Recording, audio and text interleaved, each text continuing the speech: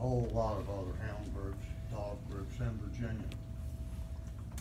The bill, while it has good intention, and we too support good care for animals, we spend a lot of money putting out a code of ethics that tells people that we care about our animals and we want them to care about them throughout our community. One requirement immediately, the temperature requirement, is totally unrealistic for a hunting dog. If we're going to hunt in sub-zero weather with dogs, which we do, and they thrive, we can't take them in the house and have them adjust to a warmer temperature. We'll have respiratory diseases. That's the beginning of the issue. My dogs are tethered when I'm camping in the national forest. Not for the night, but while I feed them. During December in the national forest, it's rarely above freezing. I've hunted all over this country and in Canada. The problem you're dealing with is not tethering, it's neglect, improper care of animals. And that's a crime, and should be. Tethering in and of itself, as Delegate Orrock has said, is not a problem. I did look up the definition of tethering, Merriam-Webster, a whole bunch of others, and it just means to restrain something to a specific distance. So there are a whole lot of practices in hunting and in dog ownership that would be considered tethering that you might not think. For example, if I lead dogs in the woods with me and it's at night and it's below 32 degrees or above 85 degrees, technically a lawyer could, and I would not put it past some, attempt to say that I had my dog tethered. This bill does nothing to help animal welfare. I agree with the statement that neglected dogs are perhaps more often tethered. It's a more economical way of keeping a dog, but it is not a means to determine whether or not they're being abused. I urge you to vote against this bill. Anyone else here to speak against this bill? Okay, we're going to close the public testimony on this. We're going to give the patron a moment, and then we'll have discussion amongst the committee. So you can close out, Delegate Bell. Thank you, Mr. Chairman. One thing I want to point out is the representative from the AKC and the gentleman hunting. I appreciate your comments. I wish both of you would have contacted me beforehand. Neither one of you brought your concerns to me before today. I will say that there's many groups that spoke here, and their concerns, I did try to work with them on that and address them.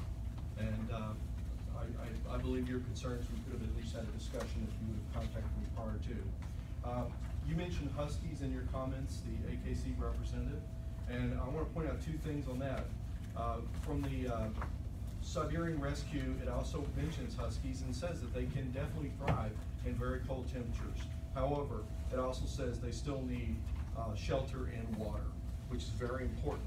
If they're outside and they're tethered and they're unattended, then they would have frozen water, and that would not be the case. The other issue I want to point out on I agree with you, sir. The other issue I want to point out is directly from the AKC website. It says specifically for Siberian Huskies that they should be allowed to run, and they should be supervised and they should be in an open area which has a run and enclosed space. It does not say they should be tethered. So I would argue that her testimony goes against what's actually on the AKC website. This bill, if someone was at the house, then clearly the owner would not have to be there. Someone else could be there, the spouse, anyone, or they could be put into a pen. It doesn't say that they can't be pinned, it just says they can't be tethered alone. I would also argue that hunting, as we've discussed and the AG's representative pointed out, they would be attended, they would not be alone. So that would not follow into what this bill is trying to address. This is going just strictly towards the extreme temperatures, and the flooding issue, which could cause an animal to drown, which is another very real concern. We didn't really talk about the negatives of tethering. It's been argued here that tethering is not bad. There's a ton of animal research that shows that tethering leads to greater aggression, and in many cases, adversely affects animal behavior. I'm not asking for a total ban on tethering. I'm restricting it just to these extreme weather conditions, and I appreciate your consideration. Thank you, Delegate Bell. Okay, Delegate Ora. Mr. Chairman, speaking to the bill, through all the years I've been down here, I haven't heard anybody that supported animal cruelty. However, through all the years I've been down here, I've found many times when I haven't agreed with a bill that the proponents want to affect, that somehow I'm cruel, heartless, and support animal cruelty. And I guess that's probably going to happen again, because I understand the delegate's intent, but to Delegate Poindexter's question on my measure, if you want a statewide ban, except when somebody's home, you're about to get it. That this law would create statewide, under no circumstances, regardless of the weather, the most beautiful spring day, and the wife wants to run to the grocery store and the dog's chained in the backyard under the tree sleeping peacefully. You couldn't do that. If animal control got a report under this law, they would have to cite for animal cruelty or otherwise intervene, take the animal, whatever. There's zero flexibility as I read in that context. Then we get into the rest of the meat of the bill, when the actual or effective, now we build in chill factor. And I'm not sure how you determine that in a court of law, unless you're out there with your weather hydrometer or whatever to verify that it was 32 or below. While the intent is not, I think this actually makes it almost unenforceable. Because you're gonna base this on some, if you go to a court of law, you have to have some calibrated measure to verify the accuracy. And so, thermometers vary. If I was ever cited, I think I would cite the, AccuWeather or National Weather Service or whatever, here was the temperature that time of day. And we go to the flip side then on the heat to the same extent. Then even when just a heat advisory is issued, which I don't know about y'all, but I've known it being issued for several days. So whether you're home or not, you couldn't leave them on the chain. You can turn them loose. You can put them in a pen that may not be underneath a shade tree.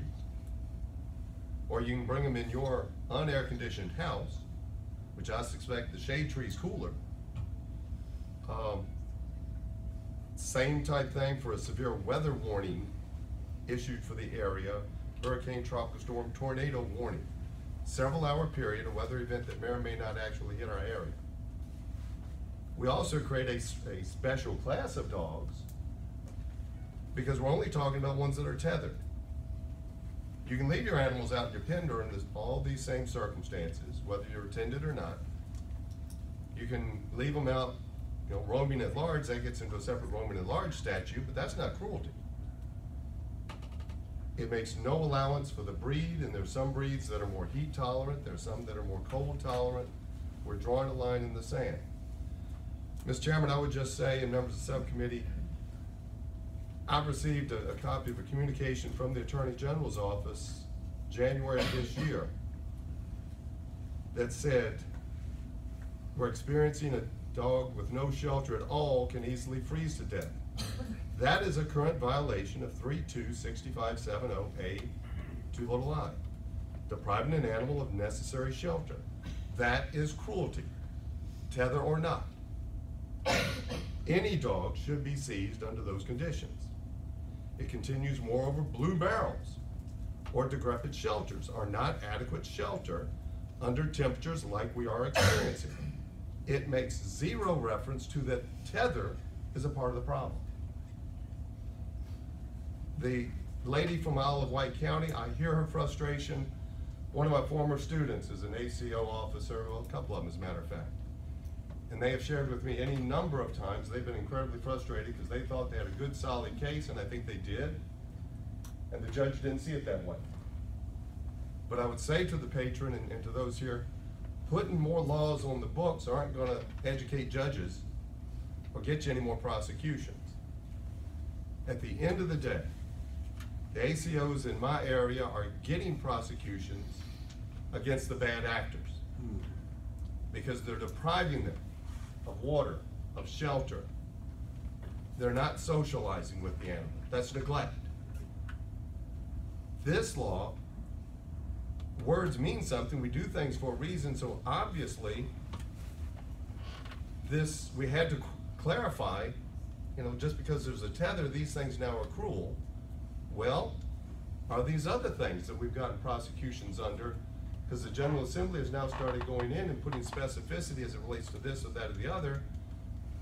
The courts, I don't feel, are gonna interpret it as broadly as they have. So while albeit well-intentioned, I think it has the opposite effect.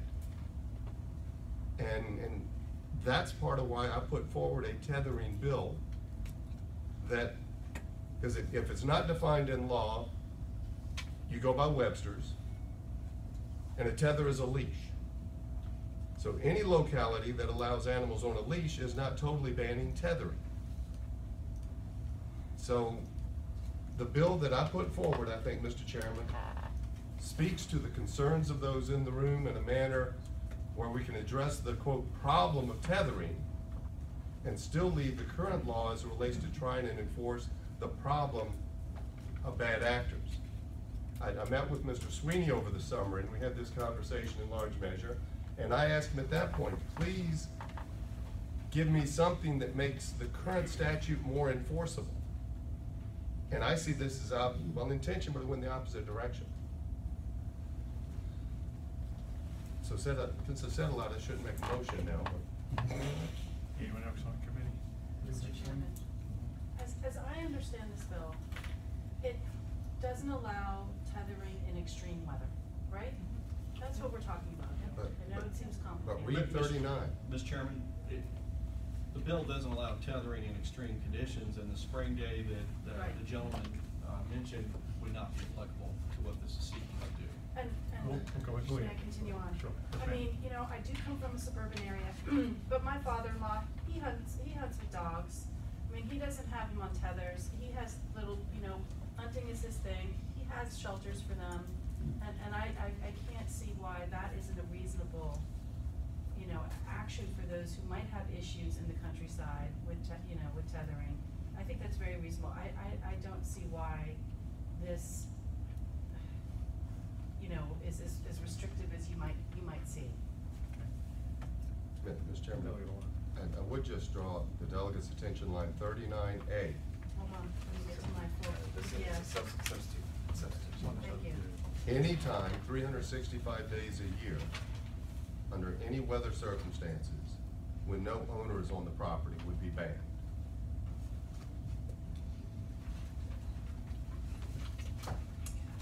Okay, committee, any other discussion within the committee? Okay, the committee will. Mr. Chairman, I move to PBI. Okay. Okay, there's a motion to PBI, any discussion? All in favor of that motion, please cast your vote.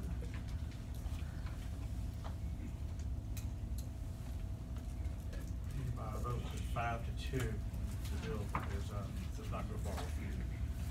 Okay, thank you, Mr. Chairman. I think that concludes the business.